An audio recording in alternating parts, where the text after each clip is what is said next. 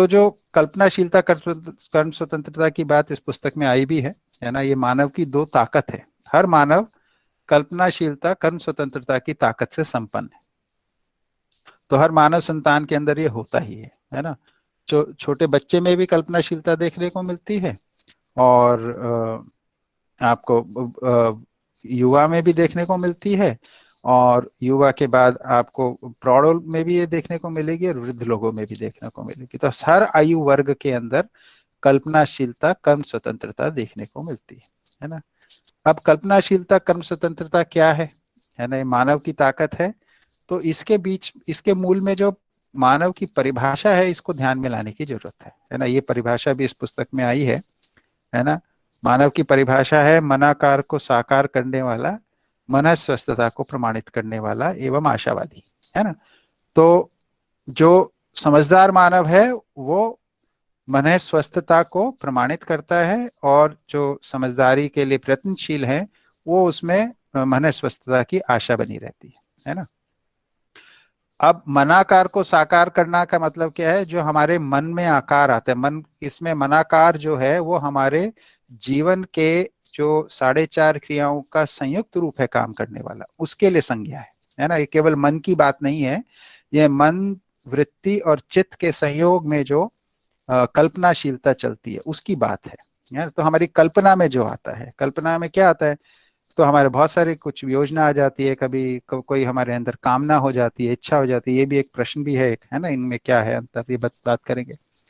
तो हमारे अंदर जिसको भी हम अपनी मानसिकता कहते हैं, है ना, सामान्य भाषा में इसके लिए बहुत सारे नामों का इस्तेमाल होता है। कभी हम बोल देते हैं हमारे सोच विचार में आया, कभी हम बोल देते हैं हमारी समझ में ऐसा आया, कभी हमें बोल देते हैं हमारे मन में ये बात आई, है ना। इस तरीके से अनेकों प्रकार से बोलते हैं। पर क्योंकि जीवन विद्या एक अध्ययन की वस्तु है, इसमें हर शब्द को परिभाषित करके एक सही निश्चित अर्थों में बोला गया है। तो ये जो हमारे चैतन्य पक्ष का जो सम्मिलित रूप में काम करने की बात है, इसको नाम दिया है कल्पनाशीलता। ठीक है। तो हर मानव में कल्पनाशीलता है ना। तो ये हमारे को ध्यान रखना है। तो मैं भी कल्पनाशीलता से संपन्न हूँ, आप भी कल्पनाशीलता से संपन्न है, बच्चे भी उससे संपन्न है, वृद्ध भी उससे संपन्न है, हर मानव उससे संपन्न है। हर जीते जागते को ही मानव कहते हैं। तो हर जीता जागता मानव कल्पनाशीलता से संपन्न है ना। तो कल्पनाशीलता में क्या होता है? तो हम किसी चीज को पहचानते भी कल्पनाशीलता में ही है। हम किसी चीज के बारे में योजना भी कल्पनाशीलता में बनाते हैं। हम किसी चीज के बारे में, है ना, मूल्यांकन भी अपनी कल्पनाशीलता में ही करते हैं। तो कल्पनाशीलता के अंदर ये सब चलता रहता है हमारी, है ना। जो हमारी मानसिक ताकत है या चैतन्य पक्ष है हमारा, इसको एक संयुक्त नाम दे दिया कल्पनाशीलता, है ना। और ये कल्पनाशीलता का हम प्रयोग किस लिए करते हैं? जीने के अर्थ में करते हैं, है ना। तो हम जीना चाहते ही हैं, और मानव में सुखपूर्वक जीने की आशा है ना। तो जो कल्पनाशीलता है वो किस लिए है? सुखी होने के लिए है। इसी को जो मानव की हम परिभाषा बोल रहे हैं, मनाकार को साकार करने वाला। मनाकार को साकार करने वाला अर्थ का अर्थ है जिसमें कल्पनाशीलता है ना। जो इसमें कोई कल्पनाशीलता में आता है, और साकार करने का मतलब है उसके आधार पे कुछ करता है जीने में, है ना। और इस प्रक्रिया में वो अपने मन स्वस्थता, यानी मन को स्वस्थ रखने का अर्थ सुख से है, तो अपने को सुखी बनाए रखना चाहता है, मन है स्वस्थता का आशावादी। तो वो करता क्या रहता है कि उसकी कल्पनाशीलता में जो आया है उसको साकार करता रहता है, और उसकी अपेक्षा क्या है, इच्छा क्या है, चाहना क्या है कि वो सुखी बना रहे, है ना। तो साकार करने वाला भाग जो है वो हमारी कर्म स्वतंत्रता से जुड़ा है ना। तो क्या, कैसे? जैसे अगर हमारे सामने कोई भोजन परोसे, है ना, तो हमारी कर्म स्वतंत्रता है हम उस भोजन को सेवन करें या ना करें, है ना। हमारे को शिक्षा के अवसर प्राप्त हो, हमारी कर्म स्वतंत्रता है हम उस शिक्षा को ग्रहण करें ना करें, है ना। हमारे साथ कोई बात कर रहा हो, हमारी कर्म स्वतंत्रता है उस बात को हम सुने या ना सुने, है ना। तो मानव का हर कर्म जो है उसके अंदर की निर्णय से होता है। तो ये जो निर्णय पूर्वक जीने की बात है, इसी का नाम है कर्म स्वतंत्रता। ठीक है। तो हम निर्णय लेके कर्म करते हैं। तो मानव के अंदर एक निर्णय लेने की प्रक्रिया और उसके आधार पे कर्म करना। तो निर्णय लेने की हमारी स्वतंत्रता है ना। एक मतलब हमारे सामने कैसा भी बड़ा खतरा हो, है ना, उसके बाद भी हम उससे विपरीत निर्णय ले ही सकते हैं, है ना। जैसे हम बहुत सारे कहानी किस्से इतिहास पढ़ते हैं कि भाई किसी फला आदमी को बहुत सारे लोगों ने, मतलब जैसे अंग्रेजों ने हमारे स्वतंत्रता सेनानियों को बहुत प्रताड़ना दी, लेकिन फिर भी उन्होंने अपनी कर्म स्वतंत्रता में हस्तक्षेप नहीं होने दिया, उन्होंने जो करना था वही किया, है ना। इसी प्रकार की अनेक चीजों को हम सुनते हैं। तो पर वो तो एक एक्सट्रीम सिचुएशन हो गई, हम सामान्य रूप में रोज ही अपनी कर्म स्वतंत्रता का प्रयोग कर रहे हैं, है ना।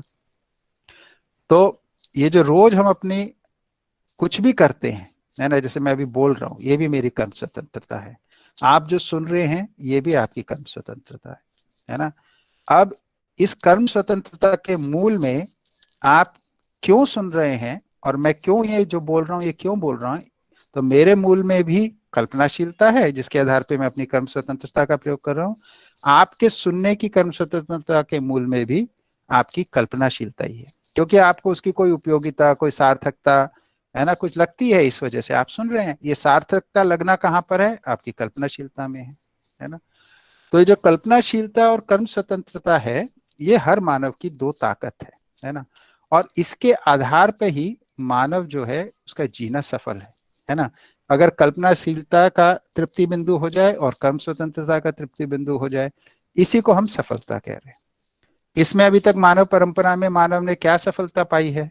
तो देखा है, मनाकार को साकार करने वाले तो हमने अनेकों काम कर दिए। आप सोचिए, किसी समय जब धरती पे मानव प्रजाति का प्रकटन हुआ होगा तो किसी जंगल में ही होगा, क्योंकि उस समय तो पूरी धरती जंगल से ही ढकी हुई थी, है ना। ऐसे जंगल में कहीं से किसी जीव की कोख से मानव का जन्म हुआ।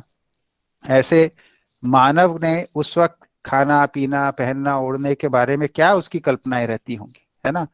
तो दर्शन की सूचना है, जब भी पहली दफा भी होगा तब भी उसमें कल्पनाशीलता कर्म स्वतंत्रता दोनों ताकत रही।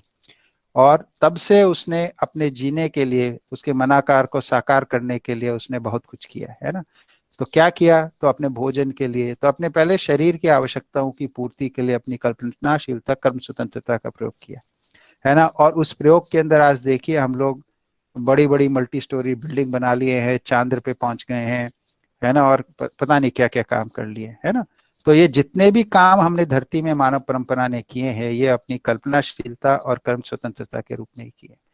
इसका और एक उदाहरण हम लेते हैं कि जैसे भाई किसी को घर बनाना, है ना। तो घर बनाने से पहले घर बनाने की इच्छा कहाँ आती है? हमारी कल्पना में ही आती है। उसकी इच्छा के साथ उसकी योजना बनाते हैं हम, वो कहाँ होती है? हमारी कल्पना में ही होती है। उसी योजना को हम किसी रूप में चित्रित कर लेते हैं, जिसे हम नक्शा कहते हैं, है ना। बिल्डिंग का नक्शा बना लेते हैं।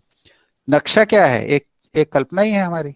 उसी कल्पना को, उसी नक्शे को हम साकार कर देते हैं उस नक्शे के अनुरूप, उसमें ईंटें लगा के, सीमेंट लगा के, जो भी करके, है ना।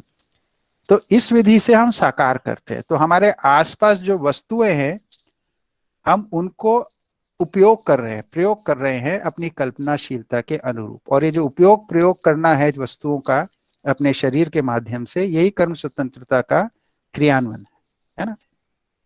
तो ये दो ताकत हर मानव में है, ठीक है। और फिर इसमें जो मानव की परिभाषा है मूल में, मन स्वस्थता, है ना। तो मन स्वस्थता को हम, दो ही विधि है उसमें मानव में। समझदार मानव मन स्वस्थता में सदा बना रहता है, यानी उसको प्रमाणित करता रहता है। यानी आप देखेंगे कोई समझदार व्यक्ति कैसा हो, तो लगता है वो सुखी होना चाहिए। सुखी होगा तो वो जो कर रहा है उससे सुखी होने के लिए नहीं, अपने सुख को प्रमाणित करने के अर्थ में करता है ना। कि भाई अगर हम मान लीजिए धन के मामले में समृद्ध हो गए, है ना, तो इस समृद्धि का प्रमाण क्या होगा, है ना। अगर हम सोचें तो देखते हैं कि कोई समृद्ध होगा तो उसमें उदारता होगी, है ना। वो अपने धन का सदुपयोग अधिक करेगा, है ना, यानी समाज के लिए करेगा, औरों के लिए करेगा। अगर उसके पास धन में समृद्ध है, यानी उसकी आवश्यकता से अधिक धन हो गया, तो ऐसा होगा। धन बहुत सारा संग्रह हो जाए पर और भी संग्रह कर रहा हो, तो यानी अभी उसके पास उदारता नहीं है, उसको तो अंदर विपन्नता ही है, अभी और इकट्ठा करना है ना।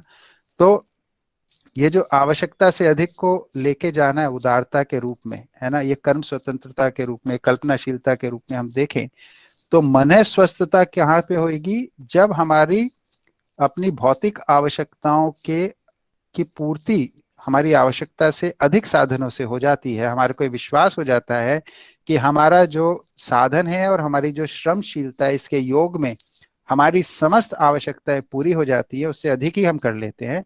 ऐसा विश्वास बन जाना ही हमारी कर्म स्वतंत्रता का तृप्ति बिंदु बनेगा, है ना। तो समृद्धि के अर्थ में तो अब इस प्रकार की समृद्धि हुए बिना मन स्वस्थता नहीं होती है ना। दूसरी एक और हमारी कल्पनाशीलता और इसकी कर्म स्वतंत्रता का तृप्ति का एक और इंडिकेटर है, जिसको हम बोलते हैं समाधान। समाधान का अर्थ होता है कि हम किसी भी परिस्थिति में हो, है ना, इसमें हम सुख पूर्वक कैसे बने रहे, यानी हमें जो करना है परिस्थिति के साथ, जो भी डील करना है, जो भी कर्म करना है इसमें, है ना, तो हम इसको कैसे कर लें कि हमारा सुख यथावत बना रहे। तो ऐसा अगर हमारे को स्पष्ट होने लगता है, यानी हर परिस्थिति में क्यों, कैसे, कब, कितना, है ना, क्या, ये सब प्रकार के प्रश्नों का उत्तर अगर हमें स्पष्ट रहता है, इसका नाम है समाधान। पर किसी भी परिस्थिति में मान लीजिए हमें ये स्पष्ट नहीं है क्यों करना है ना, हमें ये स्पष्ट नहीं है कैसे करना है, क्या करना है, कब करना है, कितना, इनमें से कोई भी चीज स्पष्ट नहीं है, तो ये समाधान नहीं है, समस्या है ना। तो समाधान का मतलब हो गया हर जिस भी परिस्थिति में हम हैं, उसके साथ हमें क्या जीना है, क्या करना है, ये स्पष्ट रहना, उसको करते रहना, है ना। तो ये आचरण के रूप में प्रकट होता है, ये भी हमारी कल्पनाशीलता और कर्म स्वतंत्रता को तृप्त करता है। तो सुख का स्वरूप यही समाधान को प्रकट करना, समृद्धि को प्रकट करना है, ये मना स्वस्थता का आशावादी के अर्थ में, है ना। तो ना समझ व्यक्ति के अंदर क्या समस्या है, तो कल्पनाशीलता कर्म स्वतंत्रता के अर्थ में, तो इसको अगर हम समझने जाते हैं, तो कल्पनाशीलता से ऊपर एक और फैकल्टी है मानव के अंदर, जिसको हम बोलते हैं समझना, है ना। समझना का मतलब क्या है, तो उसको हम बोलते हैं कि जो होने और रहने का स्वरूप है, उसकी पहचान हो जाना, है ना। तो अस्तित्व में कोई व्यवस्था है, अस्तित्व में कोई सत्य है ना। तो व्यवस्था और सत्य की हमारे को समझ हो जाना, पहचान हो जाने से ही होता है। ये कल्पनाशीलता से शुरू तो होता है, पर ये कल्पनाशीलता तक सीमित नहीं है। हमारे अंदर जो बुद्धि और आत्मा है, उसकी तृप्ति होनी है ना। तो ये जो फैकल्टी है, इसको अगर हम नाम दे दें अपने, इसमें एक भाषा और आई है कि मानव के जीने के चार आयाम होते हैं: अनुभव आयाम, विचार आयाम, व्यवहार आयाम और कार्य आयाम, है ना। तो ये जो हमारा विचार आयाम में ही हमारी कल्पनाशीलता है, उधर विचार केवल वृत्ति की बात नहीं है, वहां पे पूरे 4.5 क्रिया का संयुक्त रूप में जो काम करता है, उस आयाम की बात है ना? तो कल्पनाशीलता के रूप में जो काम कर रहा है, ये सब विचार आयाम में आता है। और अनुभव आयाम जो है, अभी वो अछूता है, क्योंकि उसमें बुद्धि और आत्मा में जो हमारे को कंटेंट चाहिए, जो हमारे को उसके लिए समझ चाहिए, वो हमने अर्जित नहीं किया, ज्ञान अर्जन नहीं किया, समझ को लिए हमने अध्ययन नहीं किया। तो अध्ययन करने से, समझने से, है ना, और प्रमाणित होने से ये क्रम में पूरा होता है ना। तो ये जो हमारा अनुभव आयाम है, इसके भरे होने से मानव का जीना एक प्रकार का होता है, और इसमें रिक्तता रहने से मानव का जीना अलग प्रकार से होता है ना।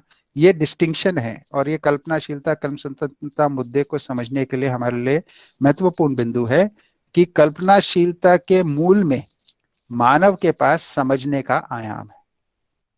जब तक हम इस आयाम की को पहचानते नहीं है या इसकी आवश्यकता को महसूस नहीं करते हैं, तब तक जीव चेतना में जीना ही हमारी नियति रहती है ना। तो जीवों के समदृश्य जीते रहते हैं, कल्पनाशीलता के आधार पे जीने से केवल, और अनुभव आयाम में नहीं जाने से हमारा जो जीना है वो जीवों के बराबर ही रहता है ना। तो वो शरीर गत ही रहेगा पूरा का पूरा जीना। फिर तो इसके लिए हमारे को क्या चाहिए होता है, तो कल्पनाशीलता में कुछ ज्ञान की सूचनाएं आती है हमारे पास। तो पूरे ज्ञान अर्जन की जो प्रक्रिया है, अध्ययन की जो प्रक्रिया है, उसमें सूचना का ग्रहण होना कल्पनाशीलता में ही होता है। और उस सूचना के आधार पे उस पे जो हम अनुमान बनाते हैं, है ना, वो भी कल्पनाशीलता से ही शुरू होता है। पर इन अनुमानों का वस्तु तक पहुंच जाना, ये हमारे अनुभव आयाम में होता है। यानी ये हमारा साक्षात्कार बोध अनुभव जो है, वो अनुभव आयाम के अंदर होता है ना, उससे कम में नहीं होता है।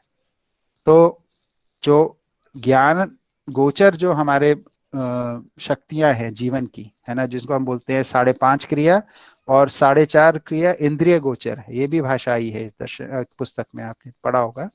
तो इंद्रिय गोचर का मतलब है जिन चीजों की सूचनाएं हम इंद्रियों के माध्यम से ग्रहण करते हैं, और कुछ सच्चाइयों को हम पहचानते हैं सीधा समझ के, ज्ञान से, है ना।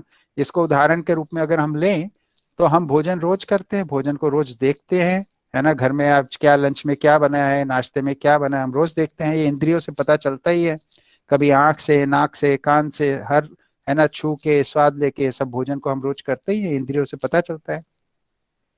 लेकिन ये भोजन पौष्टिक है या नहीं है, ये क्या हमारे को इंद्रियों से पूरा पकड़ में आता है? ये सोचने का मुद्दा है ना। तो हम कोई चीज खा रहे हैं, इससे हमारे शरीर की या पोषण की आवश्यकता पूरी होगी, ये इंद्रियों की पकड़ से अधिक है ना। इंद्रियों का इसमें छोटा मोटा योगदान जरूर है, कोई चीज सड़ रही है तो दिखेगी, उसमें सड़ान की बदबू आएगी, है ना, और सब चीजें हो सकती हैं। लेकिन पोषण जो है, ठीक ठाक दिखने वाली चीज है ना, इसमें पोषण होगा नहीं होगा, ये हमारे को समझने की जरूरत है। ये समझ में ही आता है कि भोजन जो है शुद्ध होना चाहिए, है ना, उसके अंदर कोई मिलावट नहीं होनी चाहिए, है ना। ये सब हमारे को समझने की वस्तु है। तो समझने से हम भोजन को के अंदर पोषण को पहचान पाते हैं, और रूप से उसको पहचानते ही हैं। तो रूप और समझ के योग में जाके पोषण की क्रिया हम ठीक से कर पाते हैं, भोजन की क्रिया हम ठीक से कर पाते हैं। तो इसमें से जो रूपात्मक भाग है भोजन का, वो तो इंद्रिय गोचर है, और जो समझने का भाग है पोषण का, वो ज्ञान गोचर है। तो जीवन की जो 5.5 क्रियाएं वो ज्ञान गोचर में चलती है, और पहली 4.5 क्रियाएं जो है वो इंद्रिय गोचर विधि से चलती हैं। इन दोनों के संयुक्त रूप में पूरी पहचान होती है ना। दोनों के कॉम्बिनेशन में हमें जीना है। अभी क्या हो गया, 4.5 से पूरा जीने का प्रयास करें, पूरा पड़ता नहीं है, इसमें किसी भी चीज की ठीक से पहचान नहीं होती। एक और उदाहरण ले लेते हैं, जैसे शरीर का स्वास्थ्य है ना। तो स्वस्थता को हम, किसी शरीर को हम देख सकते हैं, कोई बड़ा अच्छा दिख सकता है ना, लंबा चौड़ा तगड़ा, बहुत सारी मसल्स देख सकते हैं ना, आजकल तो लोग जिम में जाते हैं। पर मसल्स होना कोई स्वस्थता का संकेत नहीं है। तो स्वस्थता समझने की वस्तु है ना। जब तक स्वस्थता समझ में नहीं आती है, तब तक शरीर हमारे को पूरा समझ में नहीं आया, उसका हम सदुपयोग नहीं कर पाते। इसी प्रकार से एक और उदाहरण ले लेते हैं, जैसे हमारे को कुछ लोग साथ में दिखाई दें, एक घर के अंदर जीते हुए दिखाई दे, हम उसको बोलते हैं ये एक परिवार है। पर साथ होना, या एक दूसरे की प्रॉक्सिमिटी में होना, या परस्परता में होना से परिवार है, एक छत के नीचे होने से परिवार या आपस के संबंधों की जो तालमेल है उससे परिवार है ना। अब ये आपस के संबंधों की को आप क्या इंद्रियों से देख सकते हैं? नहीं दिखता है। ये तो हमें समझ में ही आता है। विश्वास, हमारे को दो लोगों में विश्वास है या अविश्वास है, ये हमें समझ में आता है, पहचान में आता है ना। समझ के आधार पे पहचान में, ये सब ज्ञान गोचर वस्तुएं है ना। तो ज्ञान गोचर के साथ इंद्रिय गोचर को संतुलित होता है, उसमें हम उसको ठीक से ऑप्टिमम यूटिलाइज कर पाते हैं, इस विधि से उसको पहचानते हैं। तो ये जो ज्ञान गोचर पक्ष हमारा है, ये अभी हमारा अनयूटिलाइज्ड है, या इसका भी हम उपयोग नहीं कर रहे हैं, क्योंकि इसकी आवश्यकता ही नहीं बनी है, क्योंकि हम केवल इंद्रियों से आने वाली चीजों को ही सच मानते हैं, है ना। अपने भाव पक्ष को, अपने समझ के पक्ष को, ज्ञान पक्ष को अभी हम पूरे सत्य के रूप में नहीं स्वीकारते। तो कल्पनाशीलता के अंदर जब हमारे को इस दर्शन की सूचना मिलती हैं, उससे हमारे को संकेत मिलते हैं, तो इंद्रिय गोचर विधि से ही सूचनाओं को ग्रहण करते हुए उसके अर्थों में जब हम जाते हैं, तो हमारी ज्ञान गोचर शक्तियां जागृत होने लगती हैं। और ये ज्ञान गोचर शक्तियां जैसे जैसे जागृत होती है, हमारे को चीजों को समझने में, पहचानने में बहुत आराम आने लगता है ना। और एक जगह आती है, ये पूरा ठीक से अनुभव आयाम हमारा संपन्न हो जाता है, ज्ञानार्जन हो जाता है, और हमारे जीने का आधार बन जाता है। अब हमारी कल्पनाशीलता उसके आधार पे चलती है ना। तो ये कल्पनाशीलता ज्ञान के छत्र छाया में व्यवस्थित और ज्ञान की छत्र छाया ना हो तो ये अव्यवस्थित है ना, क्योंकि इसके अंदर ये सब आता नहीं है। जबकि कर्म स्वतंत्रता जो है, वो तो हमें जो करना है वो संसार में ही करना है कर्म के रूप में। जैसे आप भोजन करोगे, है ना, एक और इसका जो आयाम है समझने वाला, कि जैसे हम भोजन करने गए, अब भोजन करने गए तो हमारी कर्म स्वतंत्रता है हम क्या भोजन ग्रहण करें, है ना। तो हमारा मन कर सकता है कि आज भाई गुपचुप खाना है, हमारा मन कर सकता है कि आज पिज्जा खाना है, हमारा मन कर सकता है रोटी सब्जी खानी है, हमारा मन कुछ भी कर सकता है ना। ये हमारी कल्पनाशीलता के आधार पे, हमारे अभ्यासों के आधार पे हमने कुछ भी ग्रहण कर लिया, है ना। तो कल्पनाशीलता में हमने जस्टिफाई कर लिया, आज मैं गुपचुप खा लूंगा और कल से ना, कल बहुत अच्छे से ना घर का ही खाना खाऊंगा मैं आज, या मैंने पिछले 4 दिन से तो घर का ही खाना खा रहा हूँ लेकिन आज बाजार का खाना खा लेता हूँ, है ना। ऐसे करके हम अपने लिए बहुत सारे तर्क कल्पनाशीलता में बना ही लेते हैं निर्णय लेने के लिए अपनी मनमानी के। तो ले लिया निर्णय, हमने जाके खा लिया गुपचुप कहीं पे, है ना।